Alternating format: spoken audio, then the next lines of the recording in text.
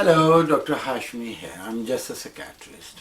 This video is about intentions and how our intentions makes us feel happy and contented. How our intentions, whether good or bad, makes us feel rewarded by our own mind and psychological processes. The reason I have recorded this video is because you may come across people who take pride in their evilness. They do bad things and you see them quite happy and contented. And you come across people, majority of us actually, when we do some good deed, we feel happy and contented. It all depends on our intentions. And intentions are linked with our perception of satisfaction. What we intend to achieve, good or bad. Take a step back. Ourselves, our personalities are made up of two main characteristics, good and bad.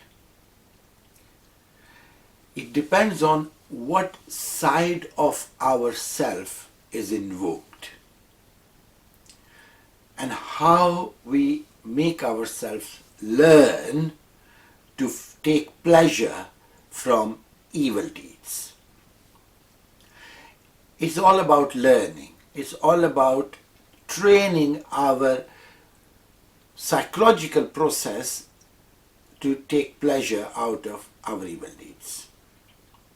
And that's why you see people happy and contented after doing bad to other people. How it works. It's a lifestyle thing.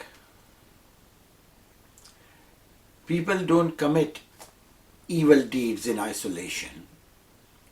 There is always a history behind it. They spend years in training their psychological systems that bad intentions and evil deeds will make them feel happier and better.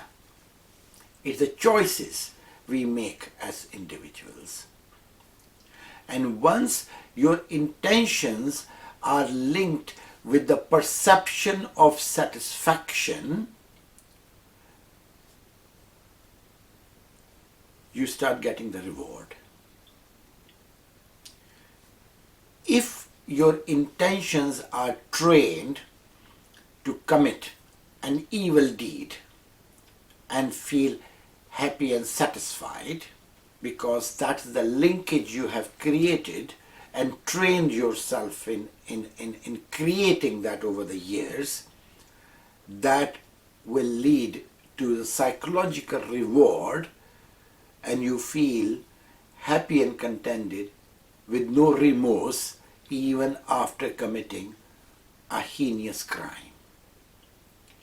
And you will see, as we progress in our good deeds in life, we also progress in our bad deeds. So if we choose to link our intentions and perception of satisfaction with good deeds, with good actions, good acts, noble acts, then the more we do the noble and good acts, the more satisfied and peaceful we feel in ourselves. And it is again a process of progression. If you feel satisfied, anything which makes us feel satisfied and happy, we do it more. If we have learned to do good deeds, and these good deeds makes us happy and satisfied, we are going to do more. So with life, you progress in doing more good. The same phenomena works if we associate our intentions with the perception of satisfaction with bad deeds, evil deeds. So you will see that with life, with time, people will progress and do more and more severe deeds which could lead to committing heinous crimes. Our behavior does not drop from the skies. We create it. We make ourselves learn how to get pleasure, how to be rewarded by our own minds. And it's all the matter of choice. Thank you. Now, this video is about good prescription and bad prescription. You don't know whether you are on a good prescription or a bad prescription. But what is prescription?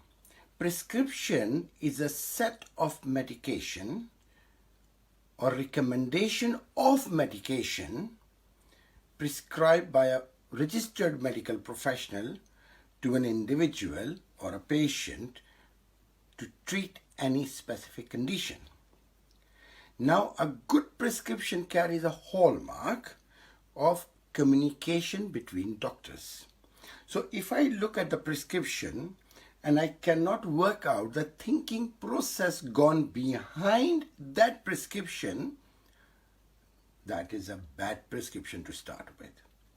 If I look at the prescription and I know straight away what the prescriber was thinking the time he or she wrote that prescription, that's a good prescription.